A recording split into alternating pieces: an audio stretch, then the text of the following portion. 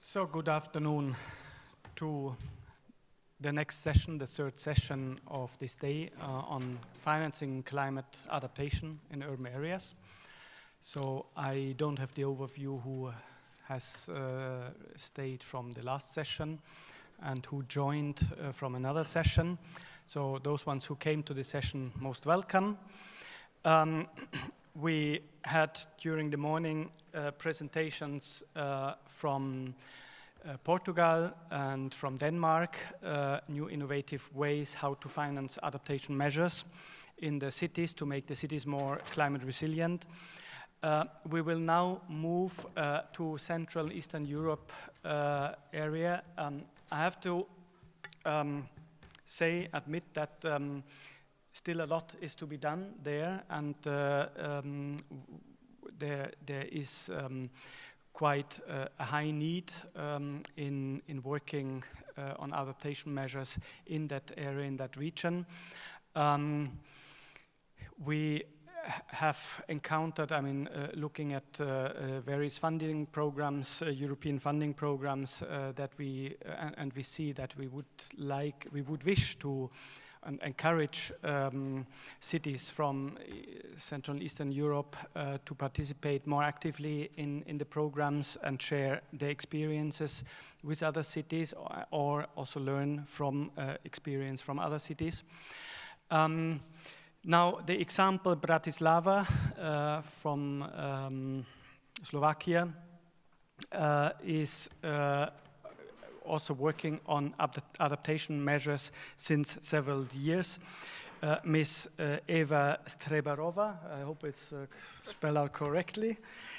You're working at the city at the city of Bratislava in the office of the chief architect, and we were just talking about the resin project, that you are involved in the resin project, which is going on since a couple of years, and you're sharing with various cities, municipalities, your experiences on disaster risk management and the effect of disasters on infrastructure, particularly.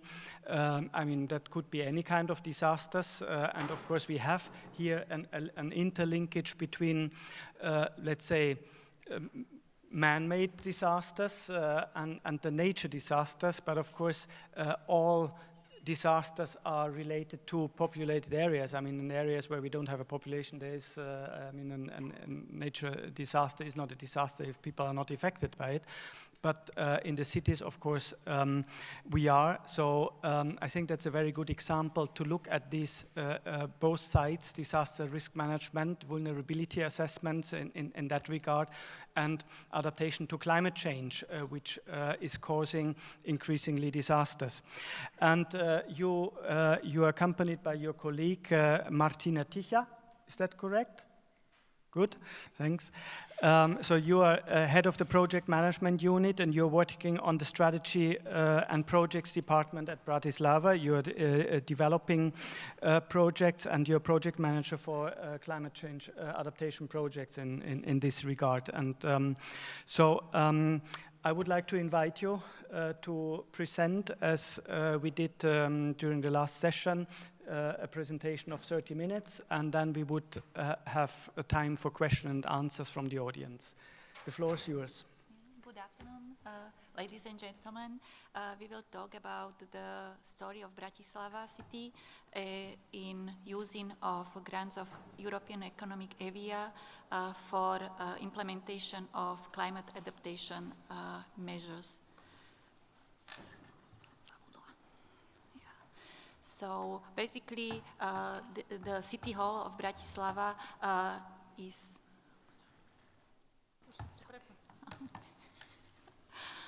So introduction was done by moderator. And Bratislava is located in Central Europe. The city is bordering Austrian and Hungarian border as the closest in all Europe and a second in worldwide scope. Population is about 500,000 inhabitants, and we can say that So presentation will consist of a story about climate change challenges that Bratislava face, then overview of the milestones and actions that Bratislava has done and plans and is on them. Then the major part of the talk will be about the using of the grants of EA or Norwegian grants for climate change adaptation measures, and the colleague will talk and discuss in details the future plans, the details about this project that we already finished and we are also implementing, and then also interlinkage with lessons learned. Bratislava city is located in Central Europe on both riverbanks of Danube River, in close neighborhood of forests of Carpathian Mountains, and this location affords to the city very favorite and moderate climate. However, due to climate change, also Bratislava city already experienced rise in temperature, this average temperature, also more frequent summer heat waves, longer period of droughts, and which are alternated with extreme rainfalls, which can result to pluvial floods. And so these risks Bratislava is facing for last years, and we as a city, really for example, in last year, we had, and all this region had 4 heat waves in the summer, or starting not even in summer months, but in May or June. And also it was this new record of total number of tropical nights, that means those above drop below 20 degrees of Celsius, that counted for 31 in total. The period of droughts, when we are talking about that, so recent period of droughts in Bratislava lasted more than 7.5 months. And it was, as you can see, from December 2016 to July last year.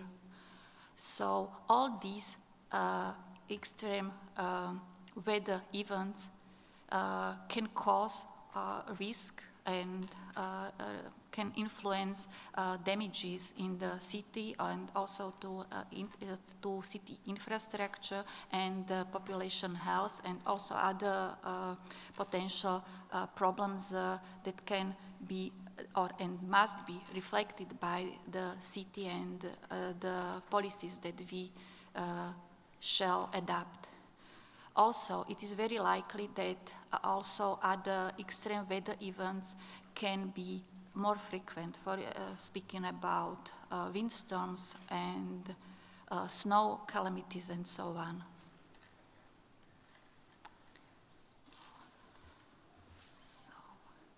Bratislava faces maybe the most important risks and challenges that we can divide in some 3 main areas. First is protecting of the most vulnerable groups of urban population, as Bratislava has significant number of or ratio of elderly people, as is historical city, and has a historical center that is inhabited with many of these alone living people and elderly people. So this is big risks to this population health. The second area of our interest is to minimize the carbon footprint of the city and concentrate on sustainable buildings and transport and low carbon emissions actions of the city. And the third one is third major area of interest is to implement adaptation and mitigation measures to maximize the rainwater management and support using green infrastructure and blue solutions, blue and green solutions. If talking about these areas, Bratislava city has carried out a number of projects, mostly supported by EU funds and also with European economical grants. We can mention, for example, resin projects, that is climate resilient cities and infrastructure projects implemented within Horizon 2020 program, where Bratislava is one of 4 case cities together with Manchester, Bilbao and Paris, and where the tailor-made solutions are implemented and invented in cooperation with our partners. Then there are projects that are aimed at buildings that can have zero emission or sustainable solutions. There are EU Google, EPO Urban and ELENA projects. EU Google was supported within 7th framework EU program. EPO Urban, it was from Interreg Central Europe, and ELENA projects are supported with European Investment Bank grants, especially to support Bratislava energy action plans and the sustainable buildings.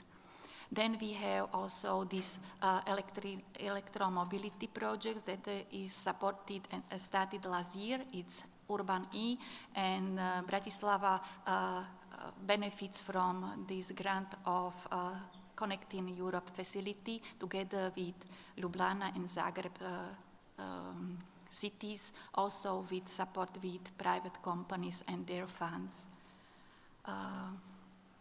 Also, there are implementation of these green and soft measures of policies and measures for adaptation and mitigation measures, and these projects were especially supported with these grants of European Economic Area, and we will talk about them later.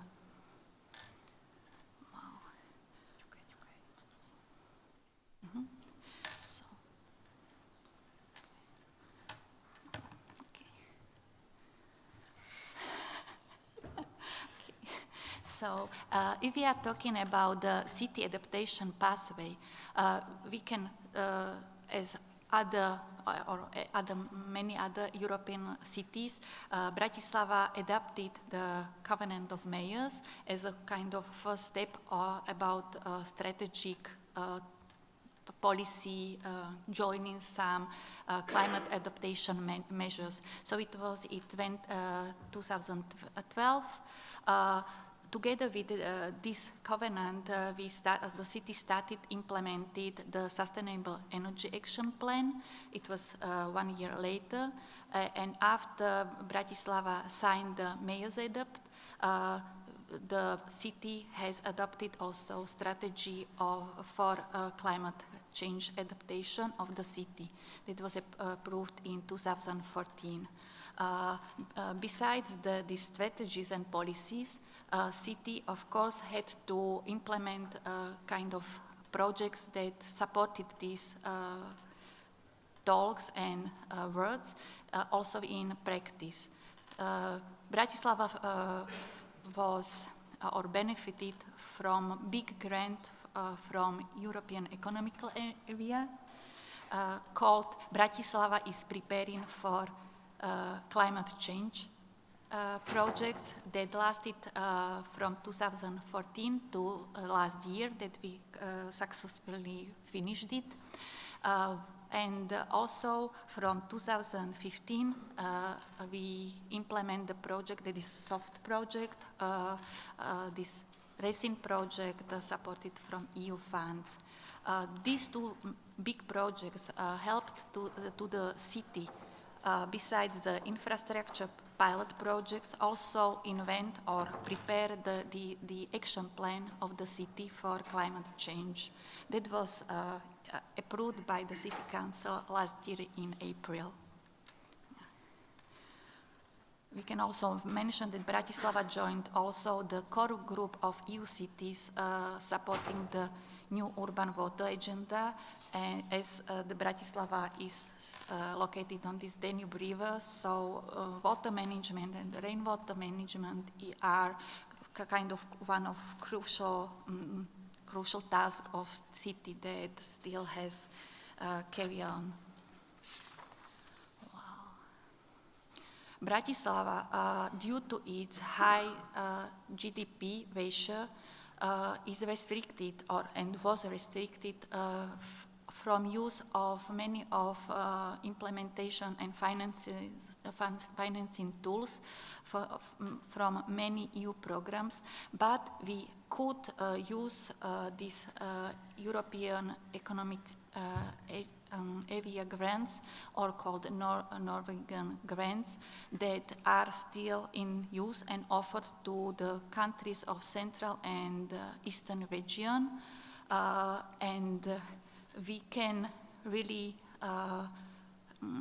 say that these are very good opportunities, and that can be used by many cities or countries, also villages, that maybe are not eligible or have problems with implementation of other kinds of financing tools in finance from EU mechanism.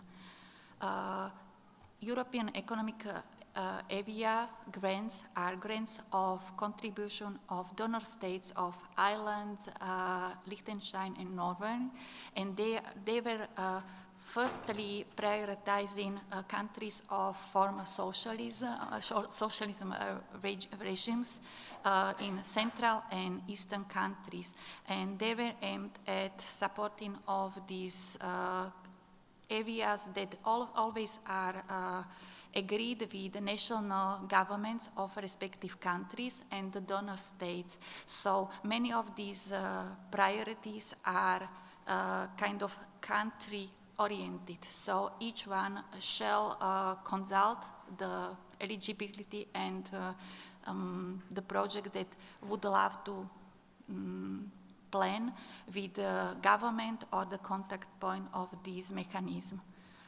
We can say that in the last programming period that lasted from 2009 till, or it was called 2009 till 2014, but implementation was finished last year.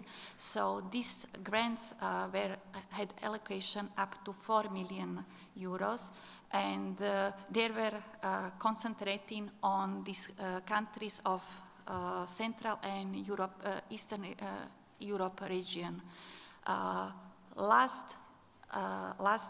implementation period was the second one. Now the current programming period started in 2014 and shall last till 2021.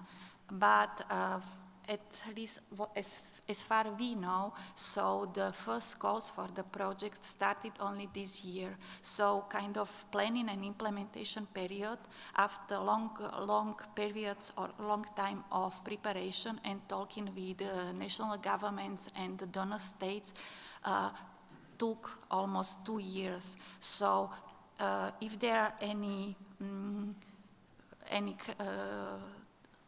towns or villages or other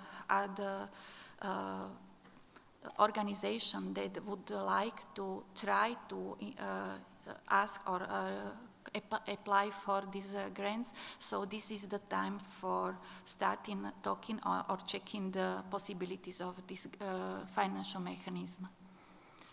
We can say that really this allocation for this programming period was increased 2 or 20 times more. So as we can see, for all these countries is allocated about 80 or more than 87 million euros for climate change adaptation measures. And when I checked the possibilities, they are still on paper, so simply one shall check much more in details. So besides the CE countries, there are also Portugal and Spain included in this mechanism now. And Portugal has also allocation for climate change adaptation. Spain has environmental and climate change related research and technology. So it's, there are options also not only for soft activities but also for infrastructure, and many times the pilot actions that were not tried or maybe can be modeled for respective regions or cities. There are also, besides the climate change area, there is also energy efficiency allocation for much more budget.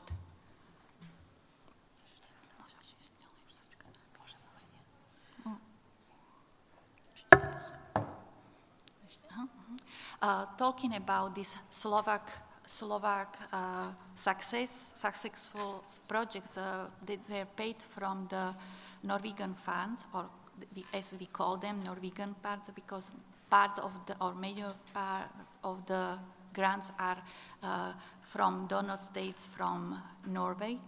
That were allocated for adaptation to climate change and prevention of floods and droughts, was allocated for up to 15 million of euros.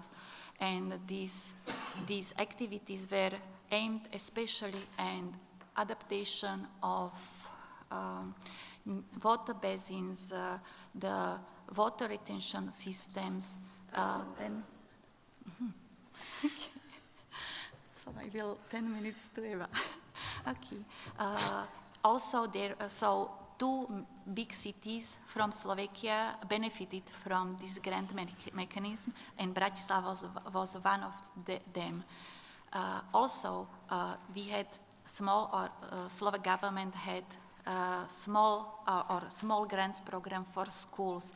So that was oriented on soft measures and also the implementation on various measures for schools. So I can talk about that. Okay, I will talk a little bit about the actual case, about the project that Martina mentioned. Bratislava is preparing to climate change pilot application of measures in the field of sustainable rainwater management in urban areas. So this is the very long official title of the project. The project, as she explained, lasted for 3 years. The total allocation was over 3 million euros, of which 85% was coming from the EEA and Norway grants, and the rest was covered from the city budget and the state budget. We had several project partners together with the city. There were 2 city boroughs in the project, Bratislava Petržalka and Bratislava Nové Mesto, which are 2 quite large boroughs localized in the central and eastern part of the city. The Petržalka is a densely built-up area, mostly of housing function, and Bratislava Nové Mesto is also currently a very flourishing housing area where brownfields are being turned into housing areas and brownfields of former factories for food processing and chemical industry and so on. We also had a university as a partner, Bratislava Water Company, an NGO, Bratislava Regional Association for Nature Conservation, the general investor of Bratislava for actually carrying out the construction and looking over the building and construction of these projects, and we had several Norwegian partners. One of them was the Norwegian environmental consultancy company, and then we worked also with some national Norwegian water authorities.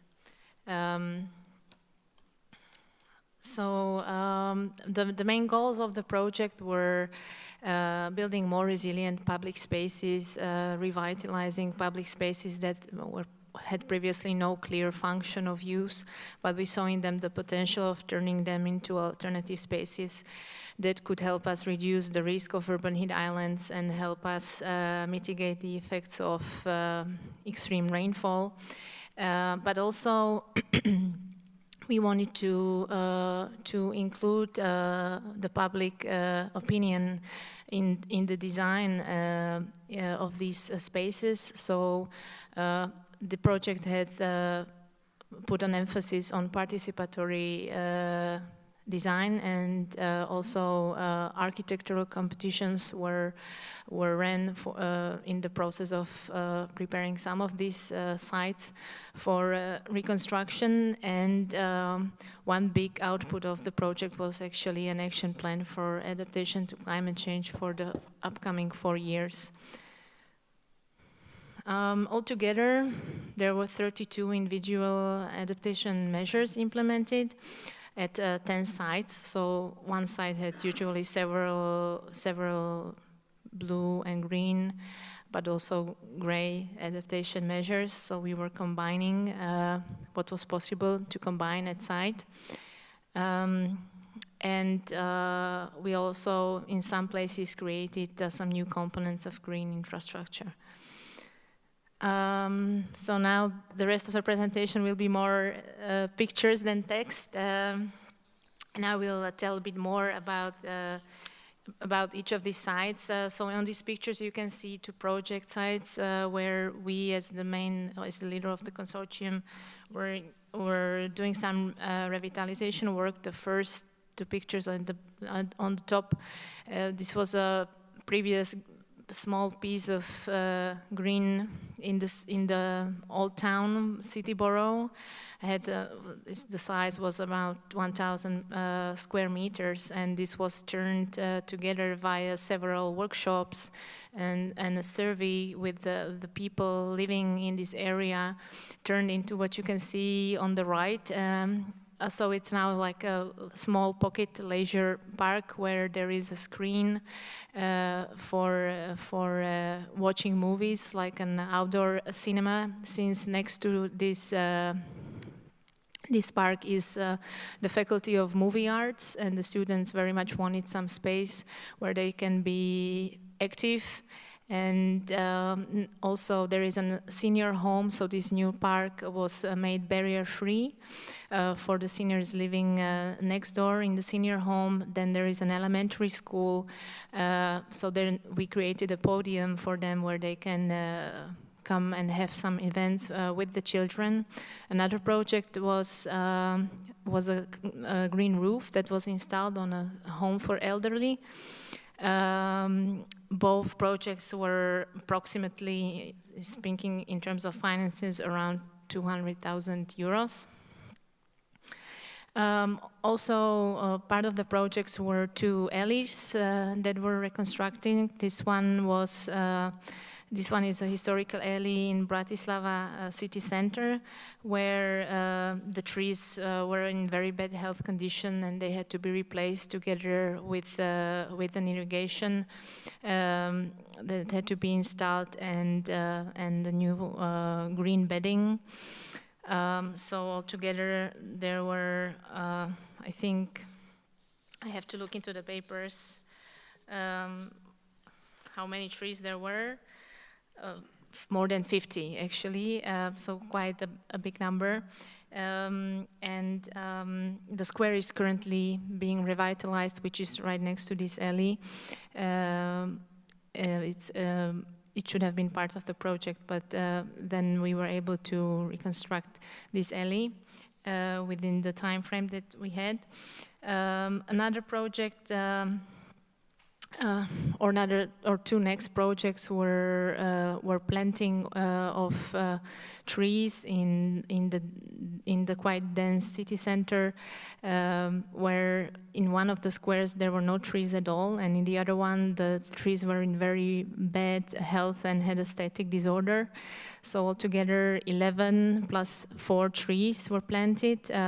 These are ornamental pears, and in the other square we were able to plant a species that represents a bit more our country, which is the tilia tree. So these were relatively small projects. They together cost around roughly 80,000 euros. Another project focused more on blue infrastructure. This is in the leisure area, which is very close to the center of of Bratislava. It's called the Iron Well, or Železná studienka, as we call it, and there are several ponds which serve for fire protection of the nearby forests, but they also serve for fishing, and during winter people like to go skating there. So, but there was a problem of very high sedimentation, so we had to basically let the water out, take all the fish and other aquatic animals temporarily out of these ponds and put them into the 2 remaining ponds upstream, which were not part of this project. There had to be, the sediment had to be removed, and new discharge and refillment systems had to be installed in these places, together with some new walking routes and bridges that were also installed. This one, I think, was also roughly around 200,000 euros.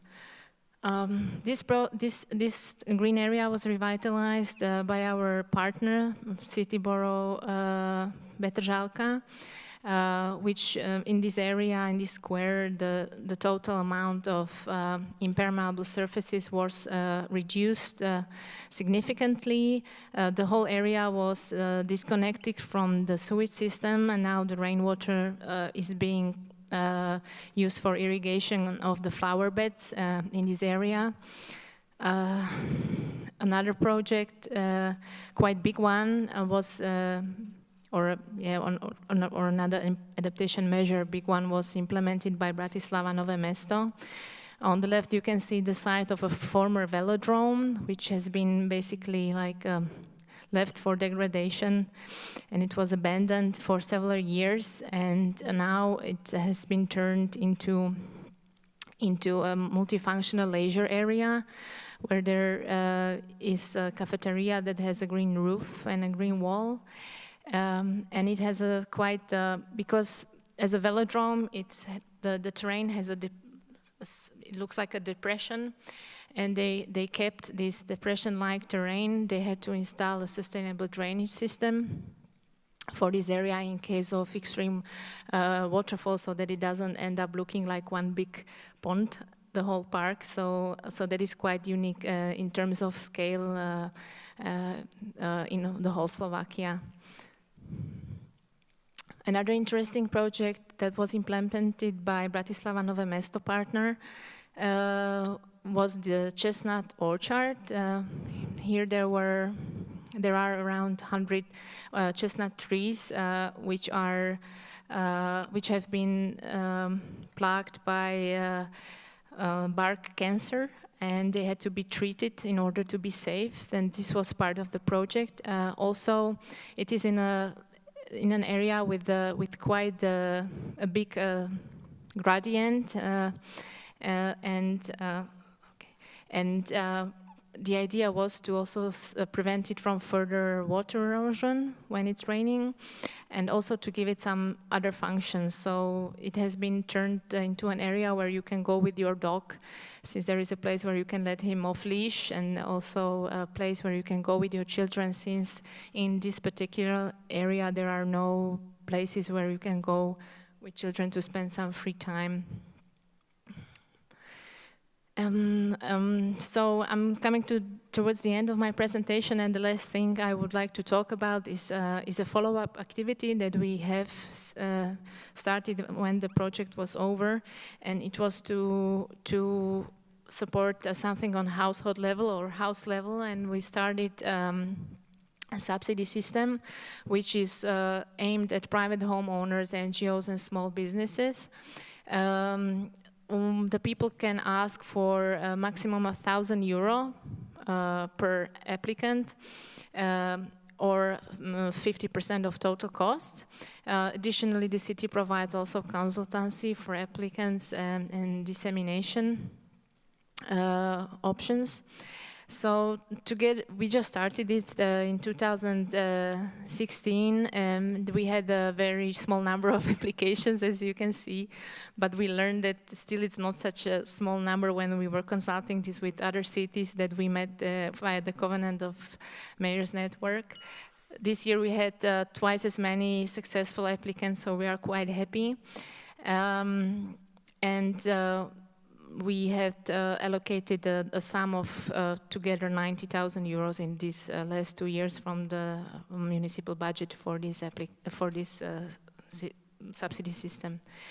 As you can see, mostly people are using this money to build the rainwater tanks to help them irrigate their gardens, and the majority of the applicants use the full amount. So the maximum they can go for the €1,000. I will talk a bit about what we've learned so far and what is our outlook for the future. So we still consider ourselves a learning city in terms of adaptation and implementation of adaptation options and policy making. But we learned that it's very valuable for us to participate in projects where we can learn from other cities or from research institutions, and together we can create something. We also think it's, and we see it's very important, and the people want it, and they welcome our help and support, and also the subsidy system. And for us, we believe that it's very important for them to learn something by doing something, like doing these household adaptation options. For us as managers and people working in the municipality, we learned that time management is crucial, and actually implementing adaptation options you can meet quite a lot of obstacles.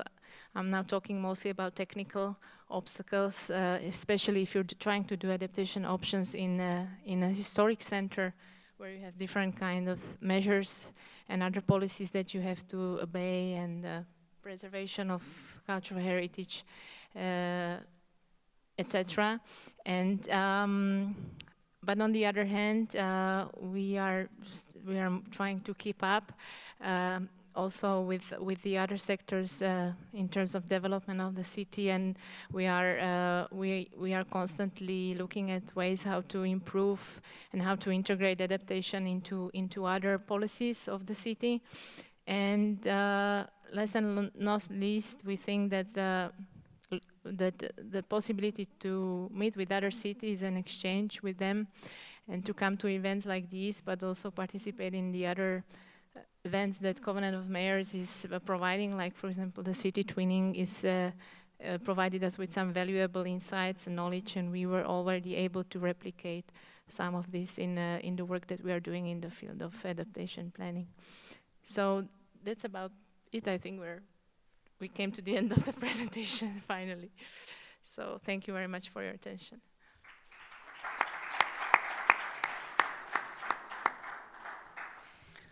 So thank you, Martina. Thank you, Eva. I think this gives a very good insight what a city can do. A city of, what you said, about 500,000 inhabitants. We have many of these kind of cities in Europe, and these are very practical examples in how you can turn a city more resilient to heavy rainwater events against heat waves and so on.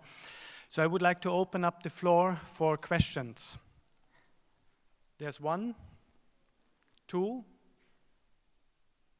Then let's take the first two questions.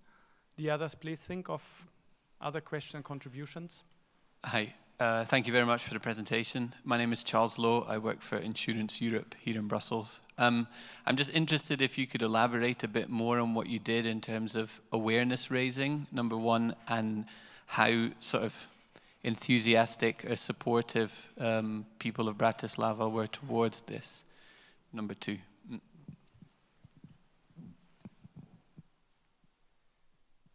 Thank you. Again, Federico De Filippi from Sogesca.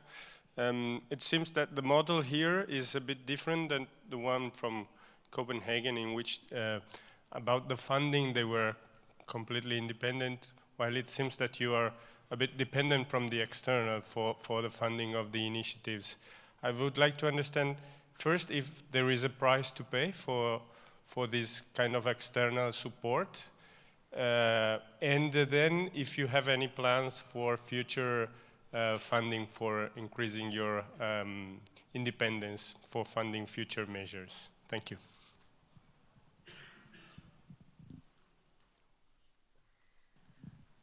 So I will answer your question in terms of awareness raising. Within this last project, Bratislava is preparing to climate change. We had an awareness raising campaign as part of the project, which means that we were participating in different events that have been well known among the public and were taking place annually in the city, where we always set up at least an information kiosk, and then also we via the subsidy system we are still mainstreaming the main ideas of this project, but we still we see that we need to work a lot more on the communication strategy, and we are trying to develop a communication strategy now, and it is one of our objectives in the action plan, so that we can use all our tools, all the tools that have been already tested with other cities. I think maybe I can also mention that in these other projects that are aimed at mitigation, there is consultancy for free. Every year there is a call for applications where people can apply with their house or garden or whatever it is, and they get free consulting from experts from different fields. So people that focus more on biodiversity, people that focus on preservation of cultural heritage, people that focus on the hydrological side and hydrological engineering, people that are architects. So, and this is done also free of charge. About that second question, yes, of course, if the switching from using grants and external financing of adaptation measures to private cooperation is one of tasks of the city, because we all know what we will face after there will be more restrictions for this financing from EU grants. But still, as we mentioned, and we can see still that this Norwegian, especially Norway, really supports cooperation with their countries, these EEA countries, with all these regions. Besides these national grant systems for these respective countries, there is also kind of European cooperation grant systems.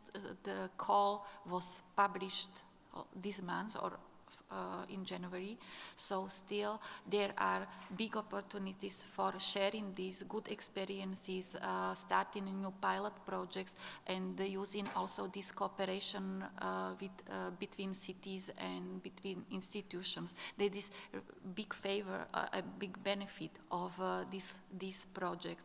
Of course, still this cooperation with private sector is one of our tasks that we also know, and trying also to work on this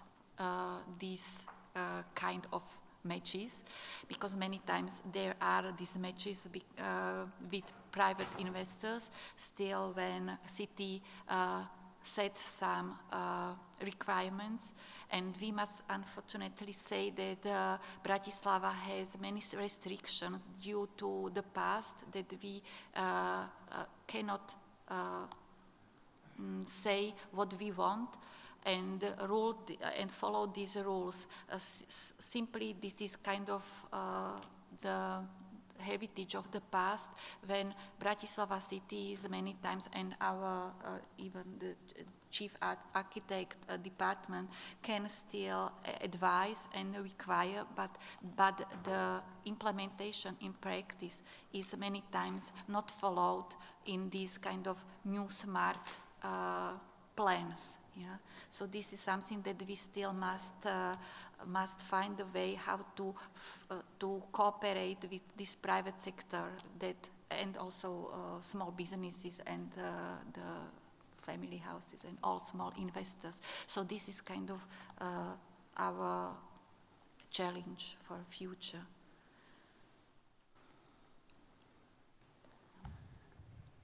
Okay, thank you. More questions? There's one here, and one at the back, and third one, and the fourth one. Thank you. My name is Antonio Negri from Italy. I just wanted to understand if the mitigation measures against the draft episode that seems to be very severe, like in Southern Europe as well, are just limited to incentivate or promote rainwater recovery by private, or also there are projects of bigger size promoted by the public? Thank you.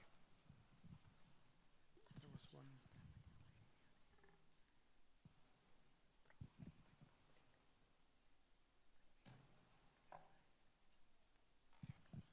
Hi, Per from the city of Copenhagen. I was just wondering if you could elaborate a bit about what you were talking about at the end. You were talking about the different interests in the city. In Copenhagen, we talk a lot about, in lack of better words, the fight of the space.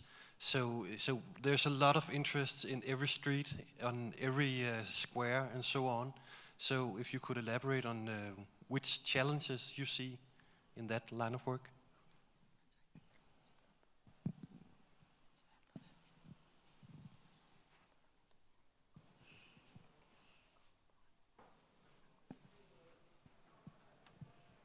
Okay, I'm Pablo from the Energy Agency of Cádiz, Spain.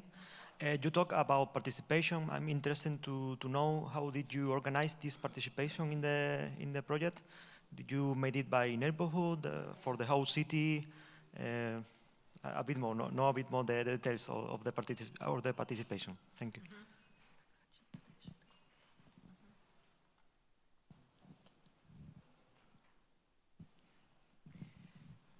The first question, I'm not sure if I understood it well. You mean, well, what? Yes. There are many initiatives of rainwater recovery with small. Yes. Yes. I'm wondering if there is also initiative of bigger size promoted by the public administration, the city of Bratislava. Mm-hmm. Well, currently, no. This is the first subsidy scheme that we launched in terms of adaptation to climate change, and we were looking at, we wanted to initiate really small scale building level. So currently, no. The bigger ones we would like to cover in, again, from some external funds if we are lucky and if we are able to get some project money. We would like to look at possibilities of reopening rivers and streams that have been covered with concrete, you know, and disappeared and are somehow part of the underground of the city. So this is what we are looking at, because We are at the Danube River, but the area of Danube River is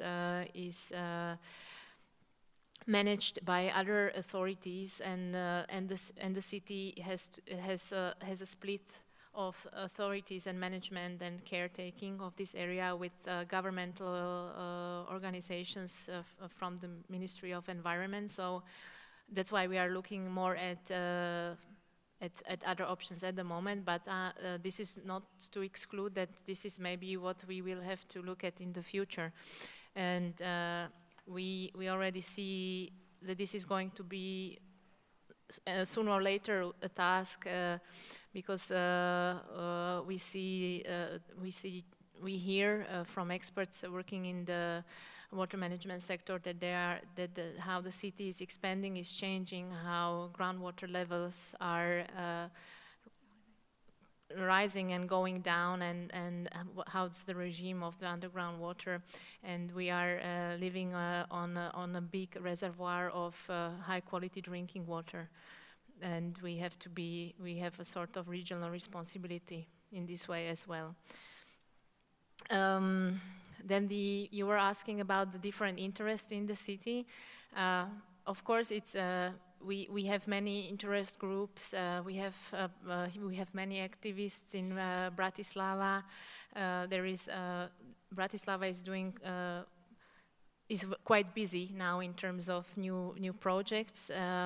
New buildings, and also infrastructure is being either renovated or built in new areas. And as Martina explained, part of the regulations that we can issue also in terms of adaptation or mitigation to climate change are only recommendatory. So we only can recommendate that if you build a house, you will have a green roof. Currently, there is no legislation on this. And we are, together with our departments, we see that